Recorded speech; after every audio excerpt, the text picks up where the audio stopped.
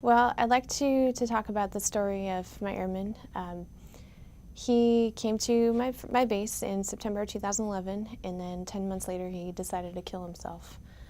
What I really want people to know is what that means as me as his direct supervisor, and really what are the after effects for everybody who's left behind after that. So to kind of tell that story, he came to Davis-Monthan Air Force Base, and I was his direct supervisor. And he was 28 years old, so he's generally a lot older than brand new airmen that come in the military. And my first work-related issue with him was due to his negligent patient care, which resulted in his first LOR. So he had a lot of concerns about that and wanted to speak very frankly about his feelings, and we kind of came up with a plan to try and reintegrate him back into Air Force life.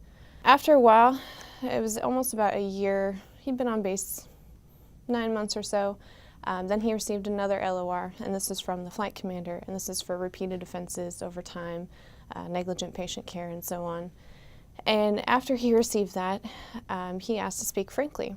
And so I went on the back porch with him, and he kind of divulged all of his feelings, and we had really, really long conversations, and it was really focused on what's our plan to get him better. But I did explain to him, you know, if he ever feels like he needs to call me, please do so. I had another airman at the time who had a lot of DUI issues, and so just explaining to him how I want to be there to help him. Even if it's 2 in the morning, I'll go get you, wherever it is. So, you know, we had that heartfelt talk, and he said, "Thank you, ma'am, I really appreciate your time." And I thought it was great. You know, went home, went to dinner. About 6 o'clock that night, I get a phone call from him, and he says, "Ma'am, I really need to talk about this LOR." I said, "Okay, I understand. The flight commander is the one that issued it to you, so if you really are concerned about it, we can talk with her in the morning. We can talk with the ADC, Area Defense Council, and see if they can help us in a direction that you can kind of justify your case too." So eventually our conversation ended where he agreed that in the morning we'll go talk to the flight commander, and we'll kind of get this straightened out for him. So the next morning, I noticed about 7:40, when we start work at 7:30, that my airman wasn't at work, and started to get worried. He normally didn't answer his cell phone. He's kind of old school in that sense. And so I started to walk down the hall, because I thought maybe he was going to go to the first sergeant to talk about his LOR or something in that direction. As I started to walk down that hall, my squadron superintendent intercepted me and brought me down to the group commander's office. And I thought it was really strange. I thought, oh, here we go. He's going to go complain to the group. He's going to go the highest that he possibly can. Well, I go into the group commander's office, and it's all of my leadership, and everyone's sitting there, very somber faces. And then they tell me that my airman had been found that morning, and he had decided to kill himself. So I guess really the immediate feeling was obviously disbelief. You have those stages of grief that happen. And I think probably one really important thing to let people know is that my supervision really was there for me the entire time. So they let me feel what I needed to feel. So I didn't believe them at first. Then I was insanely angry that I just talked to him that night before, that we had a plan, that we had talked about things, and he had verbally agreed to some point. I felt like I needed to paint that movie in my head from beginning to end, and it felt like this obsessive trying to figure out why. And it's hard to kind of put that in words, that I wanted to know why, but in the same breath, I knew that it wasn't my fault, obviously. He had actually been contemplating this for quite a while.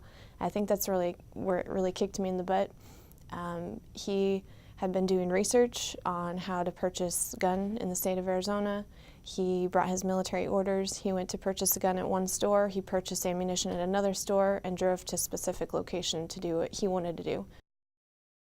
And when his family came for the memorial service, I wanted to say something, because I felt like his pseudo mother. When you're a supervisor, you know, their family entrusts you to take care of their child.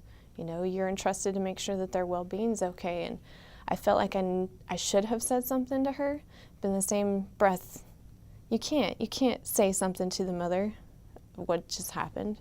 I did go to mental health. I needed mental health care, and I think it's important for people to know that it's not career ending. In fact, just saying things out loud, and I know I keep saying my supervision, but they're really key in letting me talk. And in the weeks after this, I was preparing for a PCA to the 12th Air Force, and at one point my group superintendent caught me in the hall and asked me, casually, how's your day going? How are things? And it was a trigger, and I cried, and he just found the closest office and let me say everything. And that's where I realized that I needed those details to help me finalize that process. As the days and the weeks went by, some of the airmen would bring up circumstances that could have been warning signs. For example, after that first LOR that I wrote him in his first couple months in the Air Force, one airman reported that he went back and he punched his computer screen. And if that hadn't been reported anywhere, having anger issues like that, and I think the airmen were scared, were nervous.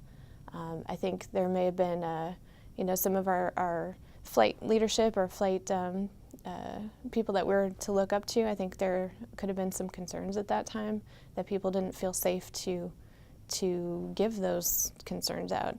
Using this suicide experience that I had has helped me be a better supervisor for my airmen. I've had those middle of the night phone calls. And I think another message I really want people to know is open door policy. You have a lot of supervisors or commanders that say, oh, I have an open door, come see me all the time, but it's kind of an empty kind of promise.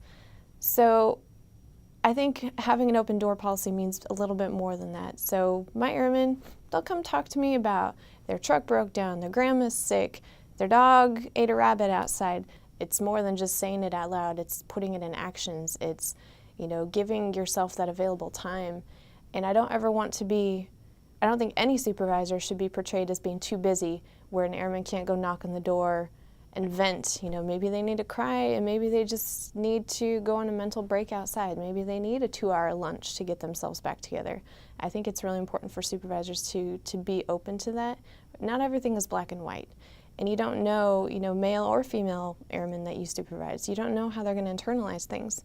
So it's really important that we know their family dynamics, financial dynamics, and I think those pillars where it talks about spirituality and emotional, physical fitness, if you don't tap into those resources with your airmen, this is not just a job, this is a lifestyle.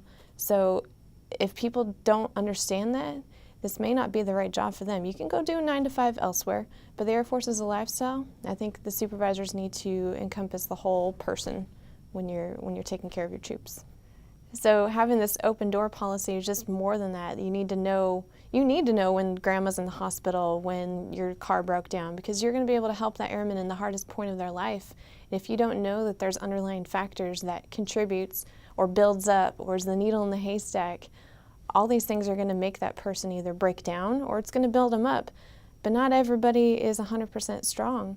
So sometimes you need somebody to have that intuition.